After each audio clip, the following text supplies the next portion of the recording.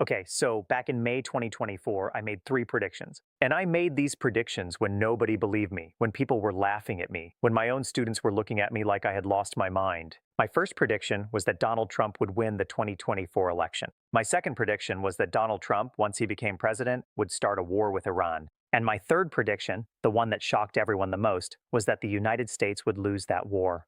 And in losing that war, the world would never be the same again. Okay? So now it's 2026, Trump won, the war started, and now people are starting to realize that maybe, just maybe, the third prediction is also coming true. So today I do not want to talk about the past. I do not want to say I told you so. That is not interesting. What is interesting, what I think you really need to understand is what comes next. Because here is the thing. I did not make those predictions by guessing. I did not flip a coin. I did not read tea leaves. I made those predictions because I understand how history works. I understand the patterns. I understand the game theory, and those same patterns, those same structural forces, are telling me very clearly what is going to happen next.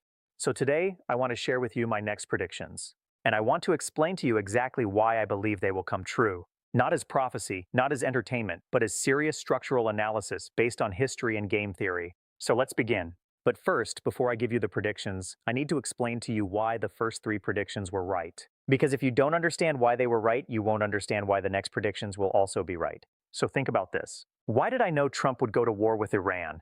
The simple answer is this: America had no choice. Now, most people hear that and they say, wait, what do you mean America had no choice? America is the most powerful country in the world.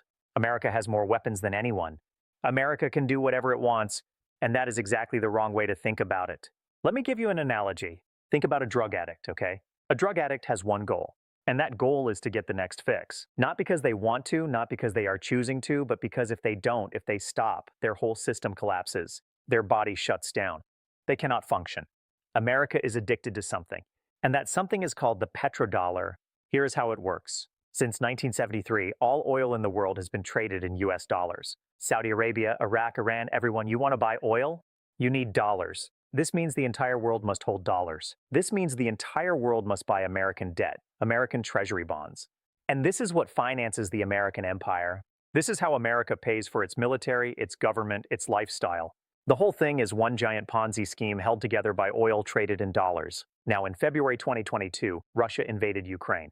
Okay, why does this matter? Because when Russia invaded Ukraine, something happened that had never happened before. Russia, Iran, and China, three of the most powerful countries in the world, started moving closer together. They started trading in currencies that were not the dollar. They started building a Eurasian trade system that did not need American ships, did not need American banks, did not need American permission. And this is the existential threat to America, not because Russia, Iran, and China are going to attack America, but because if the world stops needing dollars, the entire American financial system collapses overnight.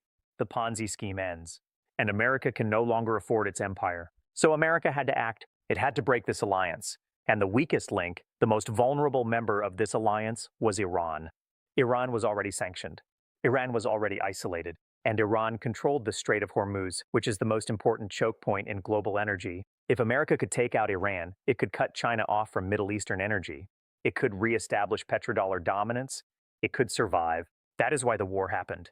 Not because Trump is crazy. Not because Netanyahu pushed him. Those are just details. The structural reason, the real reason, is that the American empire had no choice. The drug addict needed its fix. Okay, does that make sense? Good, let's keep going. Now, why did I know America would lose? Okay, so let me explain something about how wars actually work. Because most people think about war the wrong way. They think war is about who has the biggest guns, who has the most planes, who has the most money, and that is completely wrong. Let me give you another analogy, okay? Think about a school fight. In this school, there is a big bully. The bully is the biggest kid in school. He's got muscles, he's got a group of friends, he's got a reputation for being dangerous. Now, one day, a new kid arrives at school. Smaller kid, doesn't look very impressive. And the bully decides he's going to put this new kid in his place. Now, who wins this fight? Most people say the bully wins, because the bully is bigger, stronger, more experienced. But here is what most people miss. The bully has something to lose. The bully has a reputation. If the bully fights the new kid and it doesn't go perfectly, if the new kid lands a punch, if the fight goes longer than expected, if the bully gets tired, the bully looks weak. His reputation suffers. And his whole power in the school is based on that reputation. The new kid has nothing to lose. For the new kid, every punch he lands is a victory. Every day he survives is a victory. The longer the fight goes on, the worse it looks for the bully and the better it looks for the new kid. This is exactly the dynamic between America and Iran. America went into this war expecting Iran to fold immediately. They expected shock and awe, massive bombing, decapitation of the leadership. And then Iran calls uncle unconditional surrender done. In 2 weeks, maybe 3. That is what they planned for. That is the only plan they had. And that plan failed on day 1 because Iran did not fold. Iran did not call uncle. Iran shot back. Iran closed the Strait of Hormuz. Iran attacked American bases across the Gulf. Iran fired missiles at Israel. Iran launched drones, cheap drones, $50,000 drones that flew over American bases and destroyed helicopters worth tens of millions of dollars. And here's the math that changes everything, okay? The Americans are using interceptor missiles to shoot down Iranian drones and missiles. These interceptors cost anywhere from $3 million to $10 million each. The Iranian drones they are trying to shoot down cost $50,000 each. Do you understand what I'm saying? America is spending 60 times more money to defend itself than Iran is spending to attack. And Iran can produce drones faster than America can produce interceptors. This is not a fight America can win by spending more money. The more money America spends, the faster it loses. And this is Iran's strategy. This has always been Iran's strategy. They are not trying to defeat America in a single battle. They are trying to bleed America slowly. Every dollar America spends that Iran does not have to spend, that is an Iranian victory. Every week, this war continues without America achieving regime change. That is an Iranian victory. Time is on Iran's side. Time is destroying America. Okay, so now I want to get to the real point of today's lecture. Because now that you understand why predictions 1, 2, and 3 were correct, I want to tell you what comes next. I have 3 new predictions. Let me walk you through each one very carefully. My first new prediction is this. America will send ground troops into Iran, and this will be the biggest strategic mistake in American history since Vietnam. Now, let me explain the logic here, because some of you might say, wait, I thought the point was that the air campaign is failing. If the air campaign is failing, why would they escalate to ground troops? Wouldn't that make things worse? Yes, it will make things worse. That is exactly why they will do it. Here is what you have to understand about the American decision-making process right now. America went in with one plan, bomb Iran, force a surrender. The plan failed. Now what? If you are a rational actor, if you can step back and say, okay, this is not working, let's try something different, then you might negotiate. You might find an exit. You might cut your losses. But America cannot do that. And why? Because of something called hubris. Because the American leadership cannot admit that the plan failed, cannot admit that Iran has not surrendered, cannot say publicly, we made a mistake. This war is not going well. Let's find a different path. So instead, what they do is they double down. They escalate. They say, okay, the bombing is not working, so let's do more bombing. And when that doesn't work, they say, okay, let's send in ground troops. Now think about what happens when ground troops enter Iran. America is not invading a flat desert country like Iraq was in 2003. Iran is 4 times the size of Iraq. Iran is mountainous. Iran has 90 million people. Iran has been preparing for a ground invasion for 25 years. They have underground military bases inside mountains that America doesn't even know exist. They have weapons specifically designed to destroy American helicopters, American commandos, American armor in mountain terrain. And here is the worst part. When America sends ground troops into Iran, it does not only have to fight in Iran, because the moment American boots are on Iranian soil, Iran and its allies, Iraq, Yemen, Hezbollah, can move their forces across the Arabian Peninsula simultaneously. They can threaten Kuwait, Saudi Arabia, Bahrain, Qatar from multiple directions at once. They can move to encircle American forces rather than simply fight them from the front. America will walk into Iran and it will discover that it is surrounded, okay? My second new prediction is this. This war will cause a political crisis inside America that will be bigger than Vietnam, bigger than Watergate, bigger than anything America has experienced in the last 50 years. Now, let me explain the logic. Right now, only about 40% of Americans support this war.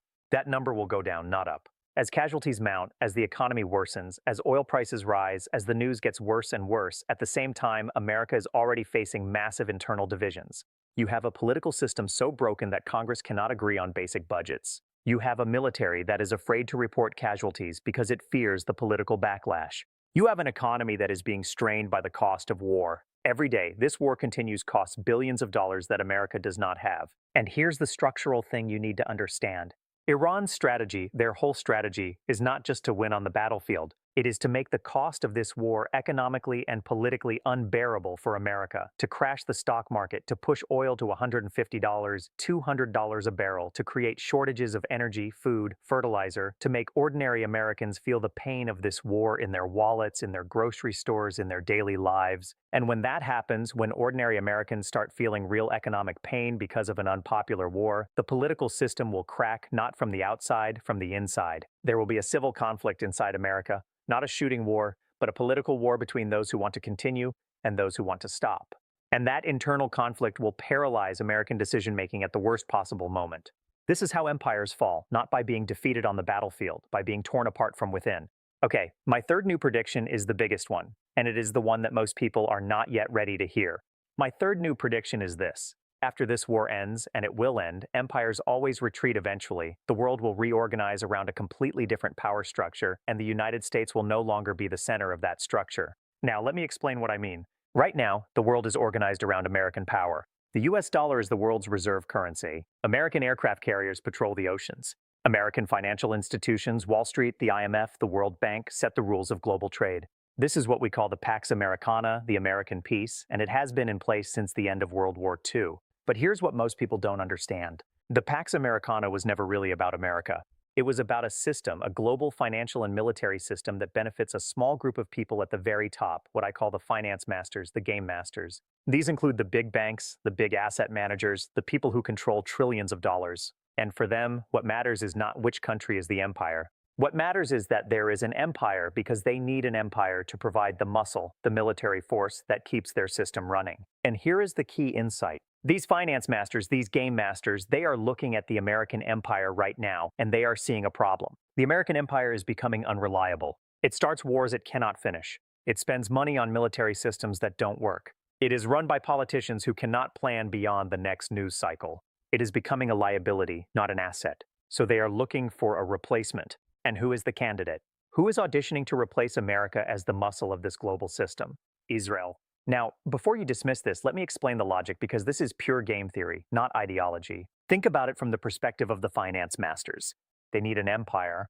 They need an empire that has three things. Unity, meaning the population is committed to the mission, no matter the cost. Capacity, meaning the ability to project military power. And determination, meaning the willingness to make hard decisions and not back down. Does America have these things right now? No, only 40% support this war. The military is afraid of casualties. The political system is paralyzed. Does Israel have these things? Yes, 82% of Israelis support the war effort. Israel has demonstrated that it is willing to do what it takes, no matter the cost, no matter the world opinion. Israel has shown military creativity, the Lebanon pager attack, the ability to infiltrate enemy networks, the ability to conduct precision operations. And most importantly, Israel has shown that it believes in its mission existentially. For Israel, this is not a foreign war. This is survival. I am not saying Israel is good or bad. I am not making a moral judgment. I am applying game theory. I am asking from the perspective of the system, who is the better empire?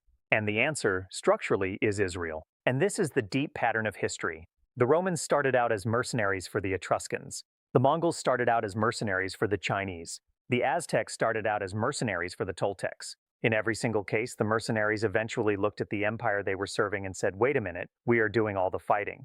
We are taking all the risk. We are getting all the hate. Why are we not the empire? And they took over. Israel is at that exact moment in history right now. And the transition from American empire to what I call Pax Judea, that is what this war is really about. That is the deep structural story that nobody in the mainstream media is talking about. Okay, so let me now bring everything together because I want to give you the complete picture of what I believe comes next. Phase 1 of what comes next is the ground invasion. America will send troops into Iran. The invasion will initially seem to go well. The mainstream media will report victories. The Pentagon will claim progress. But within weeks, the reality will become clear. The ground invasion will turn into a quagmire. Iran will not collapse. The cost in soldiers and money and equipment will mount rapidly. Phase 2 is the economic crisis. As the war drags on, oil will go above $150 a barrel. The stock market will crash.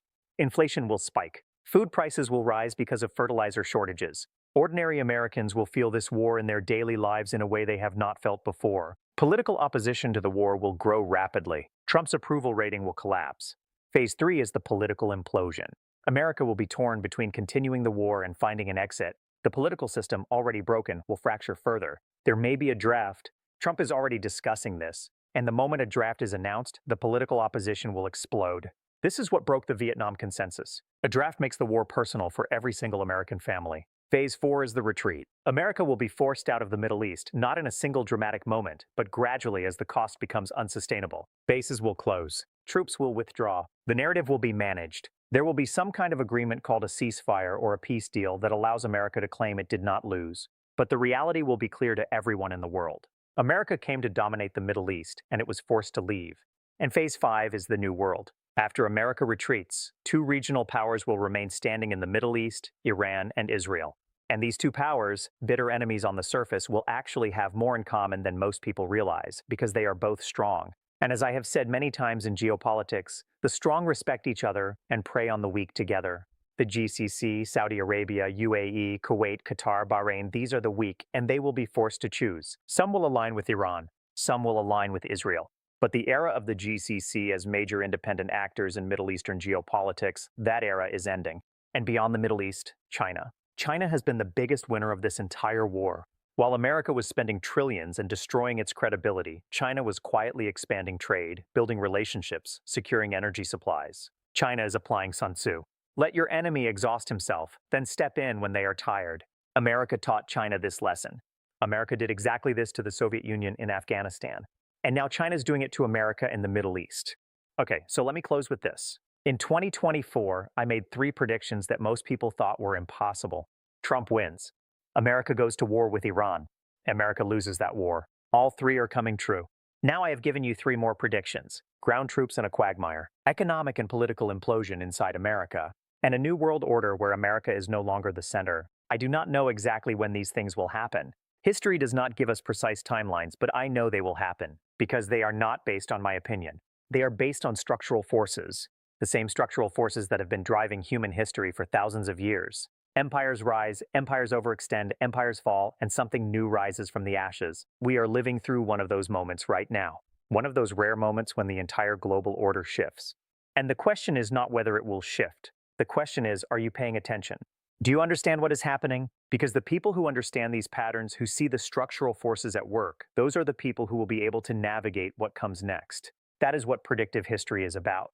Not prophecy, not entertainment. Understanding the deep patterns of how the world works, and using those patterns to see what is coming before it arrives.